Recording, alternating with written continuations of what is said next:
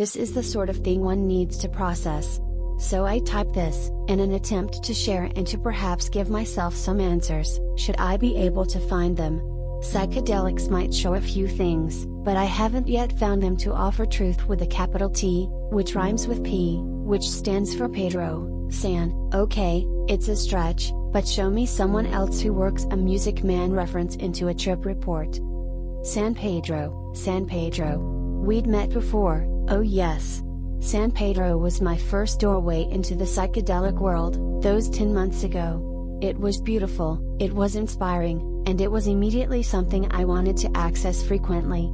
But I didn't want to drink cactus tea frequently, or rather ever again. In the meantime, I decided to try mushrooms, and so grew and consumed my own batch, ultimately tripping 20 to 30 times since the fruits first popped up in January. It's August now.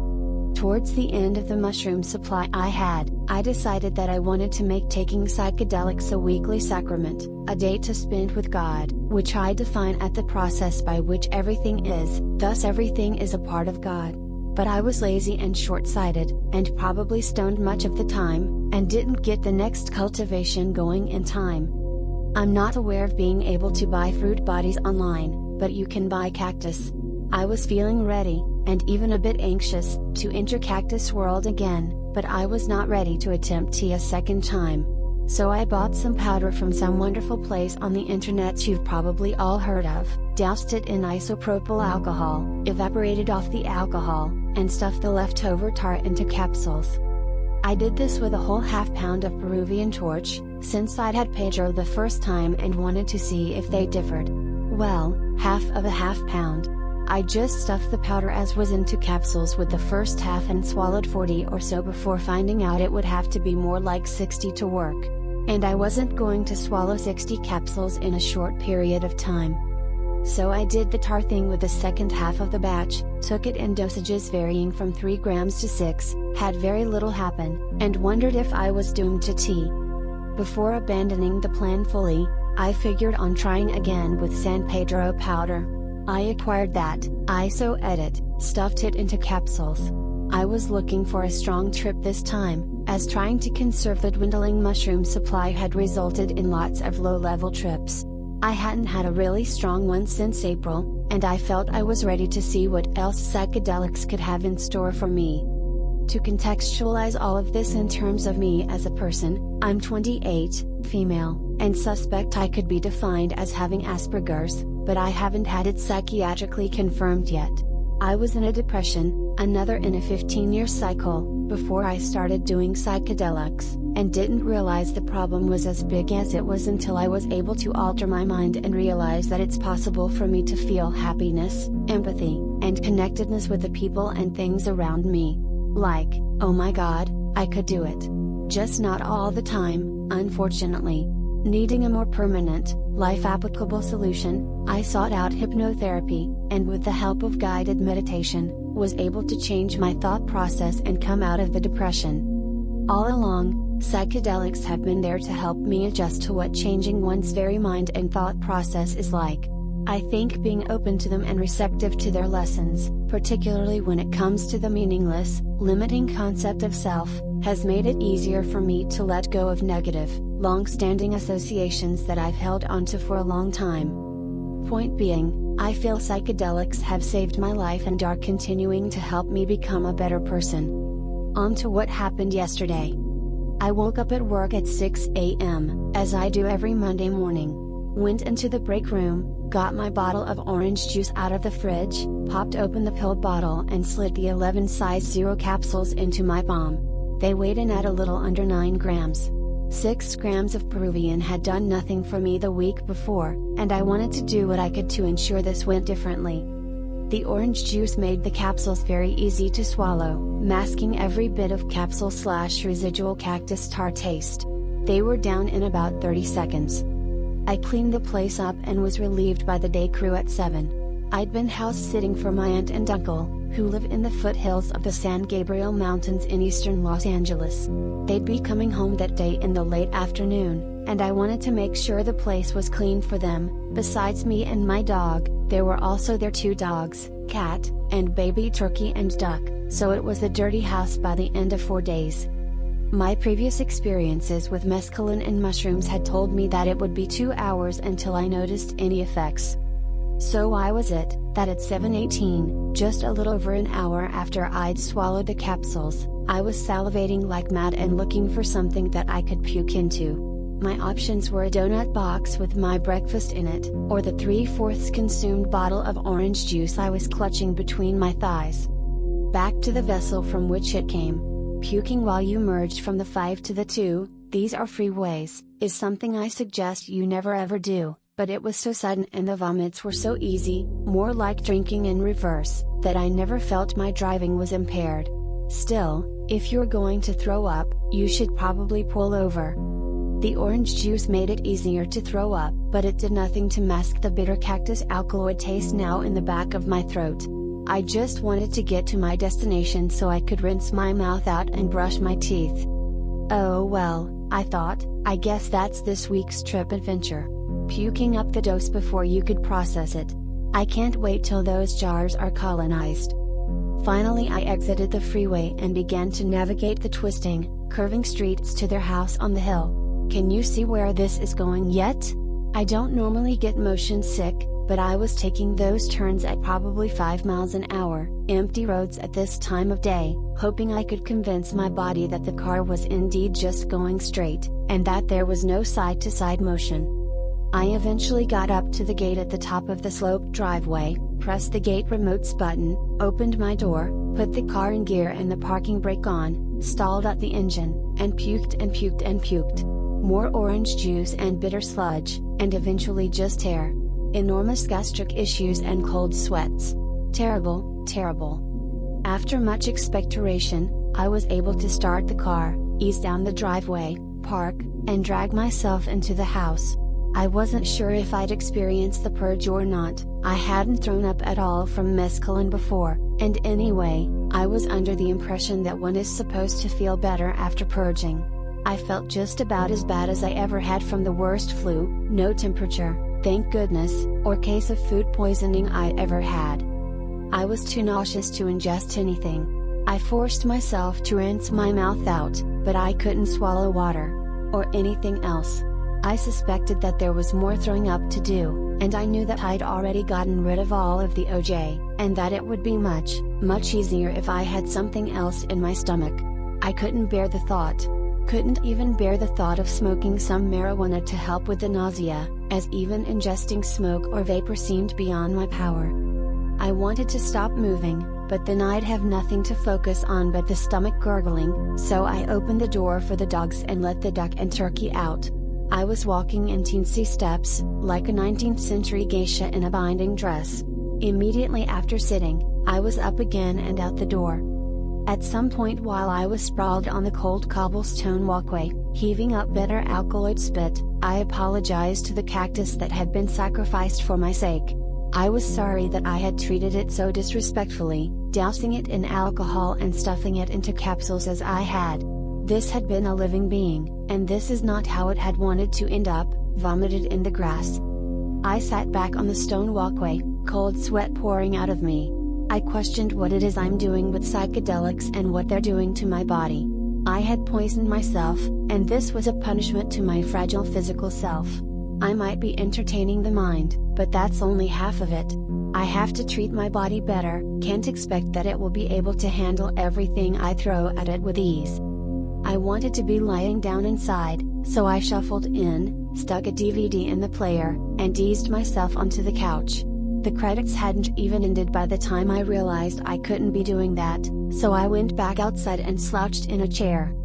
30 seconds later, I'm again on my knees, paying my contrition to the cactus by returning it to the earth. I feel like this is the worst possible scenario. My first mescaline trip had been a revelation to me, and I wanted to have that communion once more, but I never again wanted to endure this sort of bitter alkaloid ordeal. I suppose that showing a little respect and just drinking the damn tea was the only way to go about it. And then shortly thereafter, I suspected that I might trip, after all. I went inside yet again, laid back down on the couch.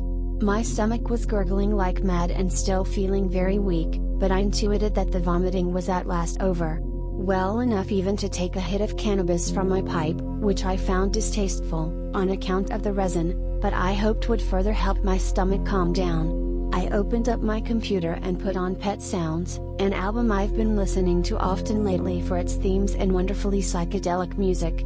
I looked at the computer's clock, 8:17. Just 2 hours after I drank down the capsules and an hour since I'd puked up most of it. How were my visuals already revving up so strongly?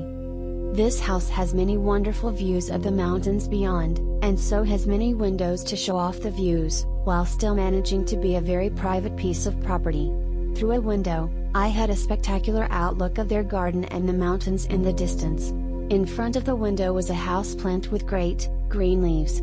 The sun had made it over the hills and was pouring light into the house. It was shining on these leaves at the perfect angle, making them a gorgeous transparently opaque green. Even at my distance away from it, I could see the plant's individual cells moving in the leaves, gathering sunlight and processing chlorophyll. The sun was rising high, and it was time to delight in its glory. The mescaline was finally coming to life. I began to think of the sun. I found that mescaline loves it. So do mushrooms, but in a different way. But the sun is everything to the cactus. It understands that without it, there would be nothing but forever darkness, coldness, and lifelessness. Because of the sun, there was life, because there was life, there was consciousness. My consciousness was born from the sun, starlight pondering starlight. So many humans try so hard to deny this amazing fact of nature, and it has led to the conquering attitude which has driven much human interaction with the natural world for the past few hundred years. But it's all right there every day in our faces, bringing light and life to this world and making everything possible. The cactus understands this and has helped me understand it more fully. After half an hour or so of the world outside and in becoming more lively, I decided that I was well enough to take in some calories, which I was beginning to feel in need of. Something simple. I went out to the car and grabbed the donut and a few other items I'd left in my earlier haste to get inside. Thankfully it was just a sugar donut, carbs and sugar, simple things for my body to process. I wanted a soda to help settle my stomach, but there was nothing like that. Okay, except for the club soda. I poured a glass of that and took both outside. A psychedelic wonderland was out there, waiting for me. My first mescaline trip was very visual, but this might have been more so. It might have been even more than I'd experienced on any of my mushroom trips, but it's difficult to gauge. Everything was alive, dancing, glowing, shifting and grooving. I grabbed my iPod, put it on random, and went to sit in a chair in the sun. One of the first songs to come up was Space Bebop by Yo La Tango, a swirling instrumental piece. I closed my eyes and saw the most beautiful spiraling ribbons of fractalized rainbow light. Initially, it was kaleidoscopic, but as the song became more repetitive, I latched onto one of the main ribbons, which was itself comprised of thousands of shining filaments, and spun with it. I felt like I was twirling through the darkness on this light, riding an exhausting and never-ending roller coaster. As the song went round and round, I began to feel dizzier and dizzier, uncertain of what I'd attached myself to and how to break free. The sun was shining hotly and I was sweating, feeling very caught up in the heat, the music, the spinning. It became too much, and I had to open my eyes and retreat back into the house. The main room of this house is built like a mini great hall, with a fireplace on one end and a diagonal ceiling of naked wood and some big beams slanting up every few feet. The wood was particularly gorgeous, moving and shifting with a reflecting layer of light shuffling along, a transparent, shining shadow moving just out of sync. It's at this point that the dissociation really kicked in. Maybe I'm not using the term correctly, but from about this time until much later in the day, I had no self to anchor to. I was aware of who I was and what was happening to me and why, but I couldn't accept that it was something that I was experiencing.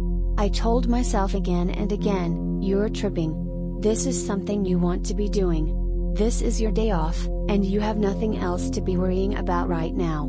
Enjoy it." But it was always as if someone outside of myself was telling me these things. because I honestly had no idea what was going on. Too much was happening for me to process, so I hid for a while and went on a sort of autopilot. I've since come to think of it as truly living in the moment. What that means is that I lacked any ability to place myself in the context of action and reaction. Self is constructed through memory. I don't mean of what your dad smelled like when you sat on his lap Christmas Eve when you were 6, but simply from knowing where you are and what you are doing, and what you had just been doing prior. It's the sort of consciousness that elevates us Homo sapiens. Remembering things allows us to write the story of our lives and who we are. Truly living in the present is living without a history or anything to base your sense of self upon, which is the depersonalizing sensation that I had for much of the experience. I still managed to be aware and was obviously taking in details and forming memories, but this is what I mean by needing to process the experience. I need to be able to integrate my personal history with this day. A problem with this autopilot is that the mind does not always know what's best for the self, so I would unintentionally do things that gave me anxiety. For example, here comes the sun popped up. Great, I thought, I can bond with the plants in the sun, like the cactus wants to do. So I sat in the grass among the flowers. The song was so cheery and the plants seemed to be very happy. Naturally, I decided to share the plant spirit for a while. I sat absolutely still and closed my eyes. And it initially felt good to be a plant for a while, not having a care in the world, but the sun became too hot, and the song's cheeriness was almost cloying, so I had to turn off the iPod and dash off for a while, sitting in the shade until I could recover. I ate some tortilla chips because I felt I should eat more simple food. They tasted terrible and I couldn't understand why I was eating them. I had to remind myself that it was for my own good. I ate some more and again wondered why I was doing it. Again, I told myself it was because I should. I looked at the mountains in the distance and reminded myself that I was here, that this was happening, that I needed to live in this moment and be aware of my place within it. I would slip into these long moments of observation with no processing. There was so much to look at that I couldn't figure out what I should be paying attention to or focusing on or thinking about. I'd passed the reflective trip zone and ended up in the along for the ride lane. I admit that I often get lost in my own thought, many times to the point of not noticing external stimuli. Since finding out that was a major perpetuator of my depression, I've been trying to be more aware of sensations. Another thing that this trip, and all psychedelic trips I've taken so far, reasserted for me was the amazing nature of the present and living awareness, appreciating the now. The present is all we have, and if I want something to get done, then I need to do it now.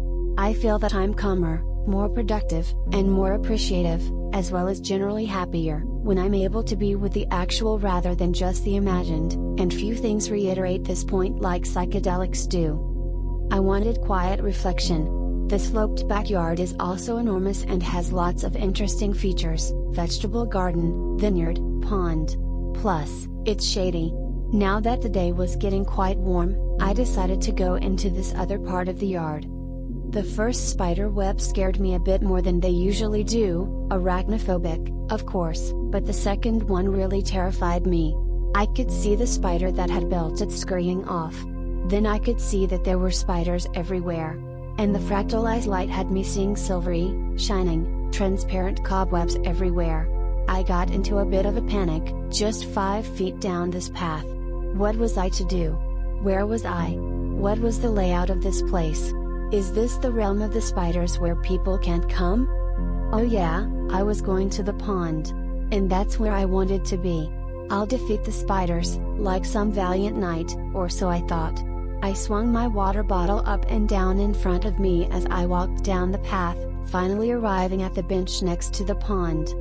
The neighbor's dog was apparently quite unhappy that I was there, so while I was trying to get some quiet reflection in this nice shady spot that I'd fought to get to, this little beast was yapping and yapping, a shrill, upset, anxious bark. I tried to ignore it, to breathe in a meditative fashion, in an attempt to connect myself to the moment, but the emotion behind his barking was making me anxious. In a bit of mild panic, I left the pond's side, slashing my way back through the kingdom of the spiders. I was almost too overstimulated to breathe. Moving as fast as I could, I was getting better at it. I went to a quiet corner of the house and flung myself on a bed. So much light, so much movement, so much color, the things I was seeing were too intensely beautiful and delightful in their movements to be described. Everything was jeweled, everything was giving off its own light. Beautiful and terrible. I couldn't find myself within it. The lyrics to the songs that played randomly were my thoughts, and what I was listening to at the time was defining my sense of self. I drifted from being aware of the outer psychedelic world to the one inside and back again. They were equally confusing places to be, places without anything of certainty to grasp onto. Physically, I was still feeling very uncomfortable. I was claustrophobic within my own skin, and when I did pay attention to physical sensations, I noticed I was still very nauseous. I would stretch and contort my legs, unable to work the cramped feelings out of my muscles. When lying down, I flipped from side to side, back to front constantly. I moved from one spot to another frequently, not staying in one place for more than 15 minutes for the first 2 hours. And I was very, very tired. I'd slept okay and could think of no reason to be this tired, aside from whatever the mescaline was doing. But when I'd close my eyes and be on the edge of zoning out, I would hear this terrible buzz frequency inside my head, like I was being zapped with sound internally. It felt like getting a shock within my brain, one I could hear, and one that jarred me and caused some pain each time. At the time, I equated it to having my brain scanned by a laser scanner, or hearing the sound of passing through a magnetic field. I'd never come across this before, but there were times when it was just so difficult to keep my eyes open, to stay with the overwhelming nature of what was happening to me. So I'd zone and get a painful zap to bring me back to what was going on. I wondered if it was the mescaline spirit telling me that I couldn't turn away, now that I'd invited it inside. The early part of the morning passed in much this way. I would go outside, become overstimulated, come inside to lie down, relax to the point of getting a few head zaps. Thankfully there were times when the right song came on or I found the right thing to look at, and I could just calmly enjoy the visuals. Time went on, I wasn't aware of it passing, but I have not yet been made unaware of its existence by drugs and know to check a clock from time to time, and the day got hotter. The early morning was swiftly becoming the early afternoon, and I had to face the reality of my situation. I had to manage to pull myself together long enough to pack up all of my stuff, clean the place up, and deal with the rest of the day. Which would mean either I could stay there until late in the evening, and have to explain to the returning family what was going on, or I would have to get behind the wheel to make the cross city, and it's a bit city, drive home. Luckily, that could wait. First I had to attend to packing.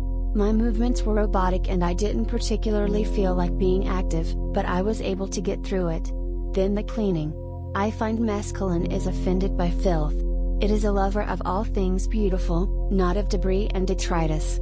Mopping the floor was interesting, particularly in that there was a second floor, comprised entirely of light, hovering just above the other floor, the one that wouldn't stop shimmying and slithering about. But I got through that, too. Even cleaned out corners that hadn't been cleaned in a long time.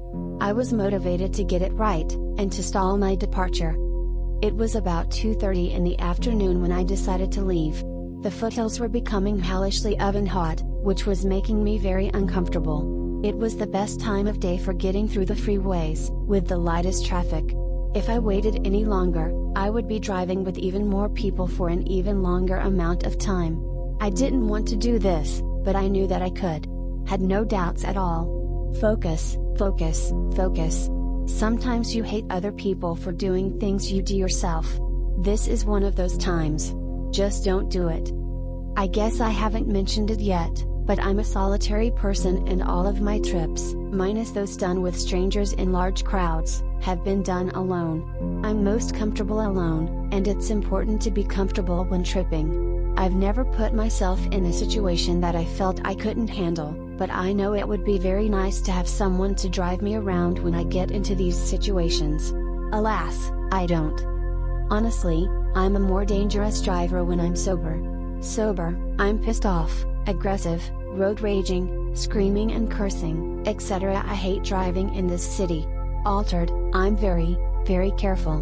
Hands are at 10 and 2, full focus is on driving the speed limit and getting to my destination safety. I got through it with no problems by paying close attention, focusing, not worrying about getting home as fast as I could. That doesn't mean I should have attempted it, but I managed. Erowid note: driving while intoxicated, tripping, or extremely sleep deprived is dangerous and irresponsible because it endangers other people. Don't do it. Getting home was a relief. The temperature was about 10 degrees cooler, for one. For another, my room is my sanctuary, and I hadn't seen it for 4 days. It felt good to return, to be in a place of familiarity, comfort and safety. I unpacked the car and threw myself onto my bed. My room is a very familiar tripping locale, and I took solace in recognized sights. The focus I'd used when driving had toned down the trip a bit. Or maybe it was the fact that it was over 7 hours since it had started. Things were still going stronger than they had during most other trips of mine, and I was still having difficulty finding myself outside of the moment. True living in the moment without the self as contextualized through past experience and future plan is quite zombieifying, but a bit of the edge was gone. Maybe it was just the anxiety of tripping away from home that had been lifted. I smoked a bit more pot, put on some music, and finally settled into a comfortable, fun trip. Previous to this, no moment would have been describable as recreational. I could not have imagined dealing with that in a group setting, or an unfamiliar environment. I love tripping at live music performances, but an experience that strong would have been disastrous in that context. I started to feel good about things. I still had some nausea and general body discomfort, was still having trouble integrating myself. I lit a candle and stared at the flame for about half an hour as I began to piece myself together again. The fractalized, lively flame was astonishing, and I meditated on the moment, trying to find myself again, wondering if I'd be different when I finally returned. Because this is the sort of thing that changes a person. I figured food would be in order and threw some frozen bean and cheese taquitos in the oven, simple, caloric food, because I wasn't up for much yet. I sat down at the computer and wrote a bit about how vague and strange the day had been, and how I was using a candle and music to anchor myself, to give me something to hold on to. The food sat around a while, uneaten. I thought that it was still food, even if it wasn't being consumed. It didn't have to fulfill its destiny to have its status affirmed. Things are what they are and don't have to be labeled to be.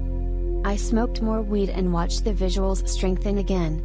Listened to my favorite songs and had a grand time. Took out a CD, turned it label side down, and lost myself in the shifting rainbow colors on the silvery underside. The colors were astoundingly beautiful, shifting and flowing into each other, fractalizing and swirling. I'd been tripping for 10 hours with no sign of it slowing down. I apologized to my body for what I'd put it through and promised I'd treat it better. But the trip has eased into something so wonderful that I was no longer adamantly sure that I would never be swallowing cactus tar again, no matter how gut-wrenchingly horrible the early part of the day had been. An hour of terror for 11 hours, and counting, of psychedelic wonderland, that could be a trade-off I accept. And perhaps the large dose had something to do with the intensity of the sickness. Besides, now I know to drink a bit more with the capsules. When I wasn't just dry heaving bitter cactus flavored spit, the throwing up wasn't too bad. I wanted to stay with the trip for as long as I could, maybe even stay up until it died out. But it was now after 9, and I'd been up since 6, and tripping for 13 hours. It had been a bit of an exhausting ordeal, and I was very tired. And now that my mind was in a more empathetic state, I wanted to put on some of my therapeutic meditation to see if I couldn't work through more of the issues I'd felt the desire to deal with. I turned out the lights, got comfortable in bed, put the meditation on, relaxed my breathing, and had fallen asleep by the time it was halfway through, about 20 minutes later. I woke up this morning feeling refreshed and physically well. But there was still a sense of vagueness within me. I didn't know how to deal with the previous day's occurrences. I still felt like I hadn't been able to process what had happened, hadn't been able to filter it through my feelings of self and determine what happened within me. Writing this has helped me make more sense of it all, but now I question why I have to give all things an explanation, even an experience like this which is largely inexplicable. What do I take away? One thing I got is a strengthened opinion of me as an individual. I have many problems with self-hate and have done a lot of psychological damage to myself, and I think that spending the day feeling rather soulless has made me more appreciative of the strengths and qualities I have within. Feeling depersonalized was like being in the doldrums. Another thing I take away from psychedelic experiences, this one being no exception, is that you can't force anything, you have to just accept the nature of things and place yourself in the appropriate position. The strength of the trip reiterated to me that I don't have control over everything, even when it comes to my own life and mind. I can fight it or try to hide from it, but it will ultimately be best when I just go with it. I am not the boss of everything. There were difficult moments during the day, but I think that being able to accept what was happening prevented me from falling into a bad trip, something I have yet to experience. But at the same time, I exist in a present, and I have choices. I can't determine the nature of anything else, but I do have the ability to take care of those things that are within my power. I also can't wait for the things that I want to just happen to me. I have some responsibilities proactively. This is the only moment when it's possible to get anything done. It's up to me to either do something with it, or to let it pass by forever.